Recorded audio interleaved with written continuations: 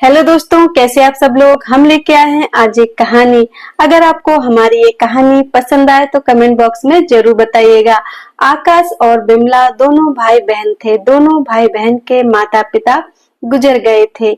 बिमला बड़ी बहन थी और आकाश छोटा था। आकाश कॉलेज में पढ़ता था और बिमला एक कंपनी में काम करती थी। एक दिन आकाश ने अपनी बहन से कहा कि दीदी मुझे कुछ पैसे चाहिए, मुझे स्कूल की फीस जमा करनी है।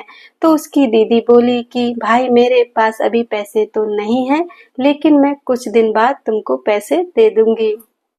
बिमला ऑफिस जाती है और एडवांस पैसे लेके वहां से आती है और अपने भाई को दे देती है और कहती है जाओ और फीस जमा करके आओ। वह अपने भाई को एक बड़ा अफसर बनता हुआ देखना चाहती थी। इसी तरह उसके भाई की पढ़ाई पूरी हो जाती है। एक दिन वह अपनी दीदी को आके बताता है कि दीदी मैं एक बड़ा अफसर बन गया हूँ और मुझे एक बड़ी कंपनी में मैनेजर पद की नौकरी मिल गई है। उसकी दीदी बहुत ही खुश होती है। वह अपनी दीदी से कहता है कि दीदी अब मैं तुम्हें काम नहीं करने दूंगा और तुम जहाँ जॉब करती हो वहां से अब अपनी जॉब को छोड़ दो। लेकिन उसकी दीदी मना करती है कि नहीं, मैं जॉब नहीं छोड़ूंगी। लेकिन वह अपने भाई के सामने हार जाती है और जॉब छोड़ देती है और घर पर ही रहकर काम करने लगती है।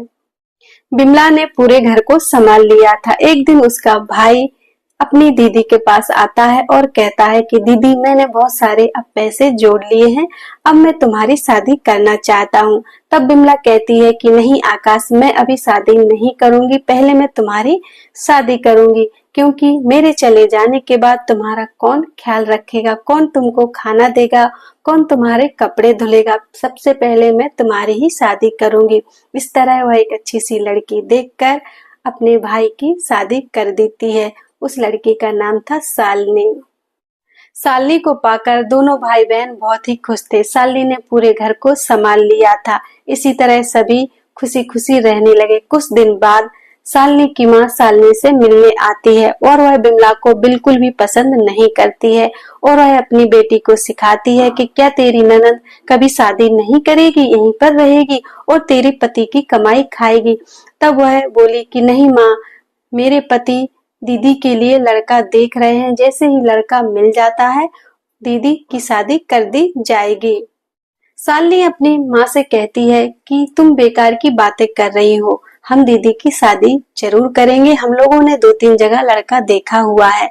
अगर हम दीदी को बताएंगे और दीदी ने हाँ कर दिया तो दीदी की जल्दी से शादी हो जाएगी। तब उसकी माँ बोली कि अरे तेरी ननद मुझे बहुत ही चालाक लगती है और तू बहुत ही भोली है। मुझे तो लगता है कि वह शादी ही नहीं करना चाहती है और वह शादी नहीं करेगी तो तुझे चैन से नहीं जीने देगी। तब वह गुस्सा कर बोली कि माँ तुम ऐसी फालतू बातें मेरे से नहीं करो। इसी तरह कुछ दिन बाद उसका भाई लड़का देख के आता है और अपनी दीदी को बताता है कि दीदी देखिए यह फोटो है, अगर आपको लड़का पसंद है तो मैं आपकी बात चलाता हूँ। तब उसकी दीदी कहती है कि नहीं, मुझे शादी नहीं करनी है, जब मुझे करनी होगी तब मैं बता दूंगी। अब उसकी भाभी को यह बात खटकने लगती है।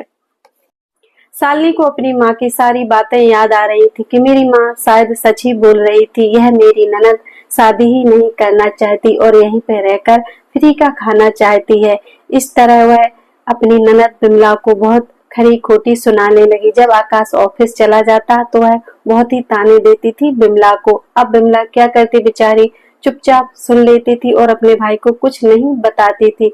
इसी तरह कुछ दिन बीत गए। एक दिन आकाश ऑफिस से आया और उसे पता भी नहीं चला शालिनी को कि उसका पति आ गया है और वह बिमला को बहुत खरी खोटी सुना रही थी कि तुम यहीं रहकर फ्री का खाना चाहती हो, इसलिए तुम शादी नहीं करना चाहती हो। अब आकाश ने सारी बातें सुन ली थी और कहा कि तुम मेरी बहन से इस तरह से बात नहीं कर सकती हो शालिनी, मेरी बहन है, मैं इसे जीवन भर खिला सकता हूँ और इसे मैं अपने साथ रख सकता हूँ, लेकिन तुमको कोई हक नहीं कि तुम इस तरह से मेरी बहन से बात करो। शालिनी समझ चुकी थी कि यह तो अपनी बहन का दीवाना है, अब मुझे ही कुछ करना पड़ेगा अपनी ननद को रास्ते से हटाने के लिए। अब वह क्या चाल चलती है, अपनी ननद से अच्छे से बात करने लगती है। 5-6 दिन बहुत अच्छे से प्यार से बातें करती है। तब उसकी ननद सोचने लगती है शायद भाभी में अब सुधार आ गया है भैया के डांटने पर। इसी तरह कुछ दिन वो अच्छे से प्यार से रहने लगती है। फिर एक दिन अपनी ननद से कहती है कि चलो दीदी हम बाजार चलते हैं, वहीं पास में मंदिर है, फिर हम मंदिर भी चलेंगे। तो उसकी ननद मान जाती है, ठीक है चलो हम बाजार चलते हैं, फिर हम मंदिर चलेंगे। इसी तरह दोनों बाजार के लिए निकल जाती हैं। फिर बाजार में कुछ शॉपिंग करती हैं, फिर वहीं से मंदिर जाती हैं। अब उसकी भाभी क्या करती है, जो मंदिर में प्रसाद चढ़ाती है उसी में जहर मिला देती है और शालिनी अपनी ननद को वह प्रसाद देती है और कहती है लो दीदी यह प्रसाद खा लो, थोड़ा सा मैंने खा लिया है अब आप भी खा लो। जैसे ही उसकी ननद प्रसाद खाती है थोड़ी देर बाद वह बेहोश हो जाती है। वहां से उसकी भाभी निकल लेती है चुपचाप को कोई देख ना ले। फिर उसके बाद वह घर पहुंच जाती है। जब शाम होती है तो उसका पति घर आता है तो अपनी पत्नी से कहता है कि शालिनी मेरी दीदी दिखाई नहीं दे रही है, कहाँ है? तो वह कहती हम लोग मंदिर गए थे, वहीं पर कुछ लोग तीर्थ यात्रा पर जा रहे थे, तो वहीं से दीदी उन लोगों के साथ तीर्थ यात्रा पर चली गई हैं। तो अब दीदी पता नहीं कब आए, वापस भी आ सकती हैं और नहीं भी आ सकती हैं। इसी तरह बहुत दिन बीत जाते हैं। अब क्या होता है, बिमला को होश आता है क्योंकि उसकी भाभी तो चली गई थी। बिमला को जब होश आता है तो वह रोने लगती है और उसे पिछला कुछ भी याद नहीं रहता है। वहीं पर मंदिर के पुजारी उसे देख रहे थे तो उसके पास जाते हैं और उससे पूछते हैं कि तुम कहाँ से हो। बिमला पुजारी को कुछ भी नहीं बता पाती है और वह रोने लगती है। अब पुजारी को दया आती है और पुजारी कहते हैं कि बेटी अब तुम कहाँ जाओगी, तुम्हें कुछ भी नहीं पता है, ना अपने घर का पता है ना अपने रिश्तेदारों का पता है। अब तुम ऐसा करो, तुम इसी मंदिर में रहो, तुम्हें सब कुछ मिलेगा, कपड़ा मिलेंगे, खाना मिलेगा।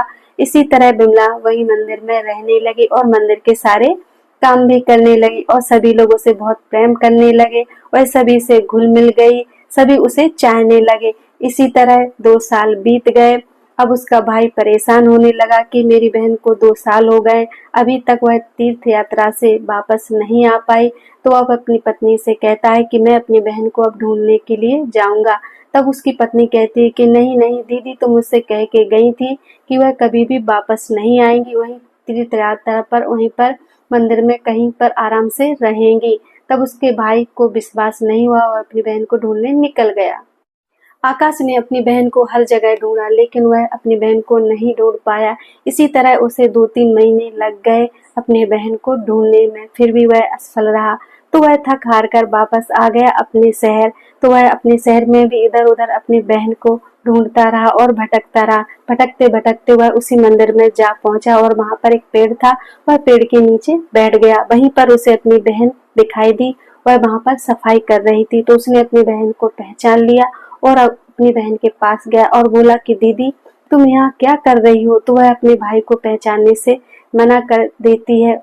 कहती है भाई मैं तुम्हें नहीं जानती हूँ, तुम कौन हो? तो आकाश अपनी बहन की यह बातें सुनकर रोने लगा। तब उसकी बहन को बिमला को दया आ गई और कहने लगी भाई तुम मत रो, मुझसे नहीं देखा जा रहा तुम्हारा रोना, मैं तुम्हारी ही बहन हूँ और तुम मेरे भाई हो। दोनों भाई बहन गले लग गए और फूटकर रोने लगे। तब उसका भाई बोला कि दीदी तुम कहाँ चली गई थी? मुझे तो शालिनी ने बताया था कि तुम तीर्थ यात्रा पर चली गई हो और कब यहाँ वापस आ गई हो और इस मंदिर में रह रही हो। तब उसकी बहन बोली कि नहीं भाई मैं तीर्थ यात्रा पर नहीं गई थी, भाभी ने मुझे प्रसाद में जहर मिला दिया था तो मैंने उसे खाया और मैं बेहोश हो गई। लेकिन जब मुझे होश आया तो मैं बहुत रोई और मैंने सोचा कि अब मैं वहां नहीं जाऊंगी, आप दोनों खुश रहें। इसी तरह उसका भाई बहुत ही गुस्साने लगा और कहने लगा कि चलो दीदी अब तुम घर चलो। तब वह कहने लगी नहीं भाई मैं घर नहीं जाऊंगी, अब तुम लोग ही उस घर में रहो, मैं अब यही मंदिर में रहूंगी। मैं 2 साल से यहीं रह रही हूँ, यहाँ सब लोग मुझे अच्छे से जानते हैं और सभी लोग मुझे प्यार करते हैं। तब आकाश फिर से रोने लगा कि नहीं दीदी तुमको घर चलना पड़ेगा वरना मैं भी यहीं पर रहूंगा। तब वह कहती है कि हाँ एक शर्त पे चलूंगी, तुम भाभी से कुछ भी नहीं कहोगे, शालिनी से कुछ भी नहीं कहोगे, उसे कुछ भी नहीं बताओगे। इसी तरह वह अपनी बहन को घर ले जाता है। आकाश अपनी बहन को लेकर घर पहुंचता है। जैसे ही वह दरवाजा खटखटाता है उसकी भाभी दरवाजा खोलने के लिए आती है और देखकर डर जाती है कि अरे ये कहाँ से आ गई है, अब मेरे साथ क्या होगा? इसने तो सारी सच्चाई बता दी होगी अपने भाई को। अब वह क्या थी, कमरे में जाकर बंद हो जाती है और वहां जाकर रोने लगती है। फिर उसकी ननद जाती है और प्यार से बुलाती है कि भाभी आप बाहर आओ, आपके साथ कुछ नहीं होगा, हम लोग आपसे कुछ नहीं कहेंगे। अब वो आराम से दरवाजा खोलती है और बाहर निकल के आती है। फिर उसे प्यार से समझाया जाता है और कहती है कि भाई तुम मेरी भाभी से कुछ नहीं कहोगे, जो हुआ सो हुआ, मैं सब भूल चुकी हूँ, अब हम लोग अच्छे से प्यार से रहेंगे। अब तुम मेरे लिए कोई अच्छा सा लड़का देखो तो मैं शादी कर लूंगी। अब क्या था, सभी लोग अच्छे से रहने लगे और बिमला की कुछ दिन बाद शादी हो जाती है। तो दोस्तों, आपको ये कहानी कैसी लगी? अच्छी लगी हो तो कमेंट बॉक्स में जरूर बताइएगा। धन्यवाद।